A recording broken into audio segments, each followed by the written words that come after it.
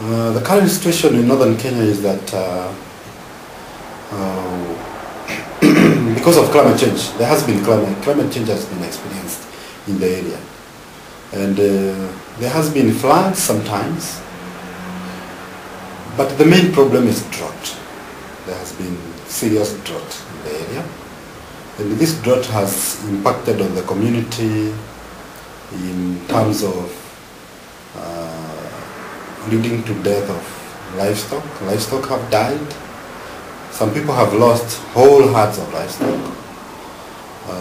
There has been also a problem with food, availability of food, because they depend on this livestock. It is their food. And so with lack of food, people have tended to rely more on relief food, which is not very reliable. Sometimes there is no food. And those are the areas where we have heard and seen on the media people dying because of hunger.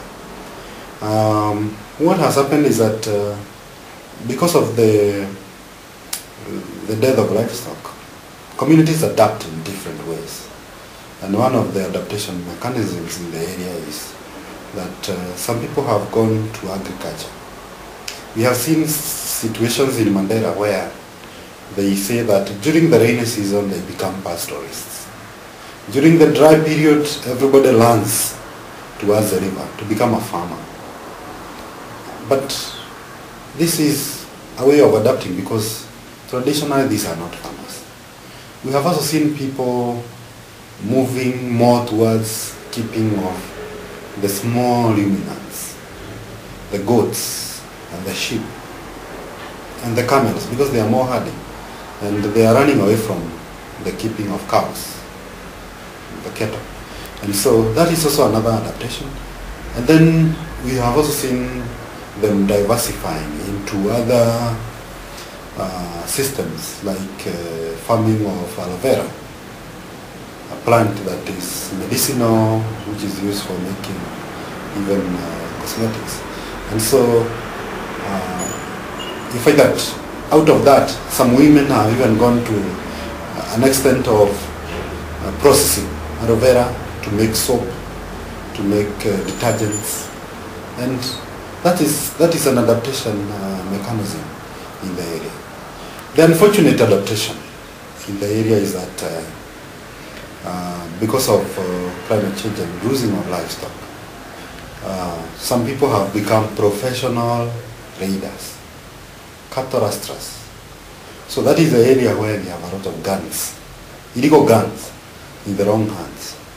Guns with children, guns with women, and young men sitting somewhere to plan how to raid. And you know, during the raid, some people die, and those who die mostly are men.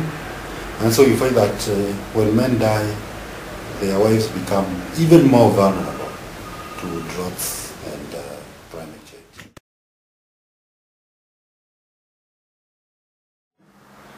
We are doing our research in 2 districts, that is Turkana, the bigger Turkana and the bigger Mandera. Now we have 7 districts there, and our research is of course based on pastoralism. And so our research is guided by 5 main objectives. The first one being to give that historical picture of the science of the area in terms of climate change. And so with the science we are interested with the rainfall amount, the temperatures of the area, the droughts, the type of soils, the type of vegetation that has been there, and how it has been affected over time by climate change. Then the second objective is to look at the gender issues. Has men and women being affected the same way by climate change? When there is lack of water, do both the genders experience the same? The third objective is about livelihoods, the issue of money, how livelihoods have been affected by climate change. The fourth objective is about the barriers to adapting to climate change. And here we are looking at what could hinder the pastoralists not to adapt appropriately to climate-induced vulnerabilities. And then finally the last one is about institutions, the issue of policy and institutions. So which institutions, which policies help or constrain the pastoralists to adapt to climate change?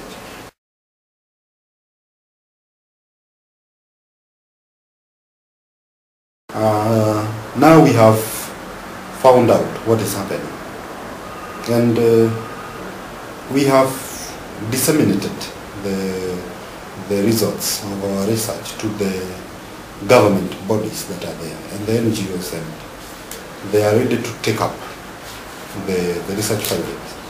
So some of the institutions that will take up our research findings are the district environment committees, because there is a district environment committee in those districts.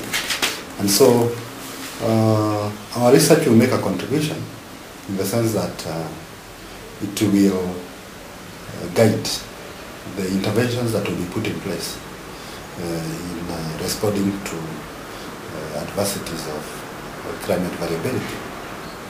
So that's one area, and we are seeing some